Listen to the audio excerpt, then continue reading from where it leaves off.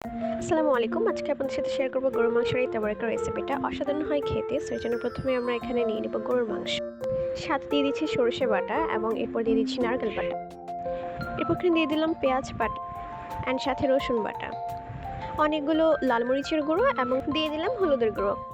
এরপর এখানে দিয়ে দিলাম গরম মশলা গুঁড়ো এবং সাথে এখানে আমি দিয়ে দিলাম রাঁধুনি মেজবানি গরুর মাংসের মশলা। এখানে আমার টোটাল 3 প্যাকেট লেগেছে। এরপর অ্যাড করে দিচ্ছি স্বাদ মতো লবণ অ্যান্ড দেন দিয়ে দিচ্ছি এখানে তেল। 2 ধরনের তেল ইউজ করেছি, সয়াবিন তেল অ্যান্ড সরষের তেল। দেন এড করলাম সব ধরনের গরম মশলা যা যা দেওয়া দরকার অ্যান্ড লাস্টলি দেওয়া হলো আদা বাটা।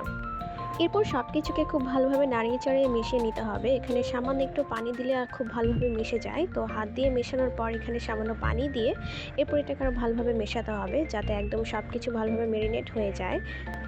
অ্যান্ড লাস্টলি এখানে অ্যাড করে দিলাম কাঁচামরিচ, টমেটো এবং সাথে সামান্য পানি। সো ফাইনালি এটাকে চুলায় তুলে দিয়ে সব কিছু ভালোভাবে মিশিয়ে নিয়ে এটাকে রান্না হতে দেওয়া হলো। সো এই যে এটা রান্না হচ্ছে, খুব সুন্দর একটা কালার চলে এসেছে অলরেডি। আর এখানে রান্না করছে আমার বড় আব্বু।